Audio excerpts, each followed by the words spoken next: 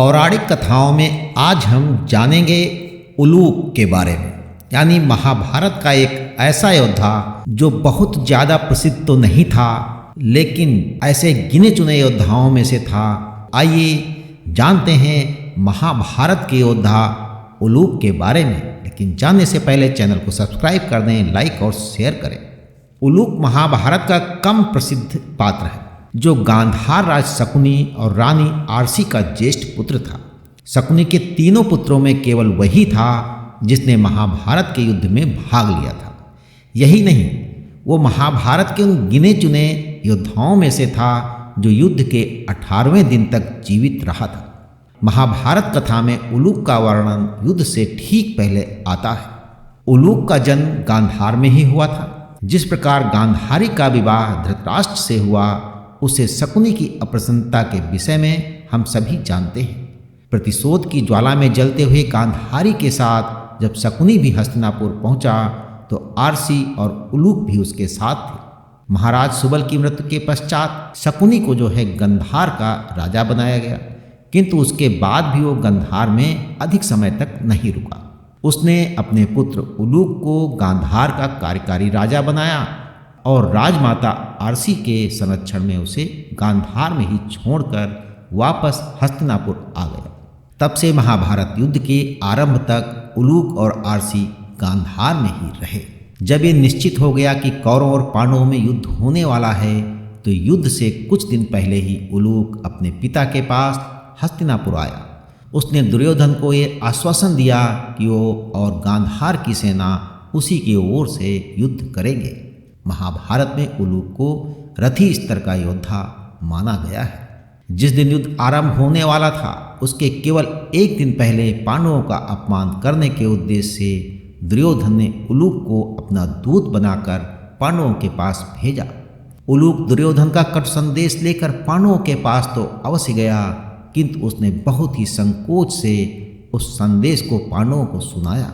इससे एक बात सिद्ध होती है कि उलूक के मन में पांडवों के प्रति यदि अनुराग नहीं था, तो द्वेष भी नहीं था। उसने दुर्योधन द्वारा पांचों पांडवों के अलग अलग दिए गए अपमानजनक संदेश को उसी भाव एवं वाणी से सुनाया।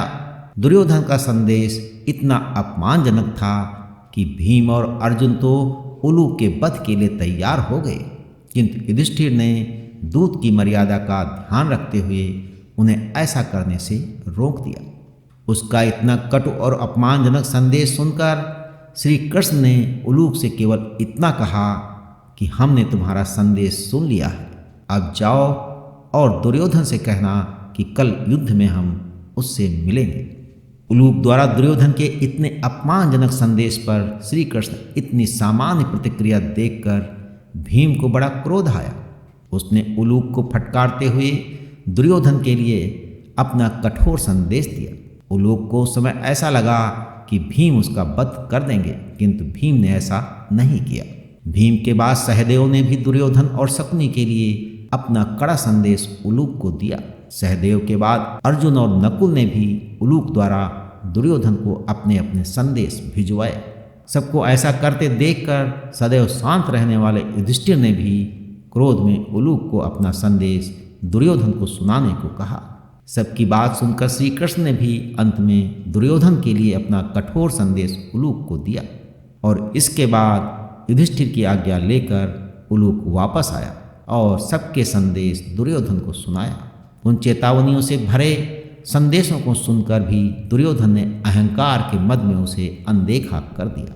महाभारत के 16वें दिन कर्ण के सेनापतित्व में उलूक ने कौरव सेना का संहार करते हुए ये युत्सु को रोकने के लिए उसे युद्ध के लिए ललकारा। उनकी ललकार सुनकर युत्सु ने उस पर आक्रमण किया और दोनों में बहुत भीषण तुमुल युद्ध चला। कई बार युत्सु के प्रहारों से उलूक आहत भी हुआ, किंतु फिर उसने अद्भुत पराक्रम दिखाते हुए युत्सु के रथ के घोड़ों को मार डाला और उसके सारथी का मस्तक धड़ से अलग कर दिया। फिर उसने भीषण बाण वर्षा कर युत्सु को लगभग मार ही डाला।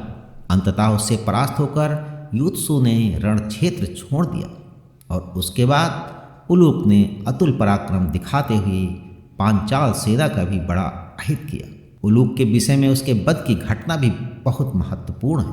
युद्ध के अंतिम दिन मद्रराज शल्य के नेतृत्व में कौरव सेना जी जान से युद्ध कर रही थी और उसी समय सहदेव ने अपनी प्रतिज्ञा के अनुसार शकुनी के वध के लिए उस पर आक्रमण किया। शकुनी और सहदेव में बहुत घोर युद्ध हुआ और उस युद्ध में सहदेव ने शकुनी को बहुत घायल कर दिया, किंतु इससे पहले सहदेव शकुनी का वध कर पाते उलूक ने अपने पिता को बचाने के लिए सहदेव पर आक्रमण कर दिया।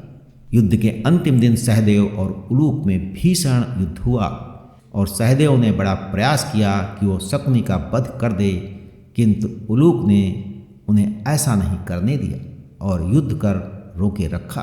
अंततः बहुत कठिन युद्ध के बाद सहदेव ने शकुनी के सामने ही उलूक का वध कर दिया।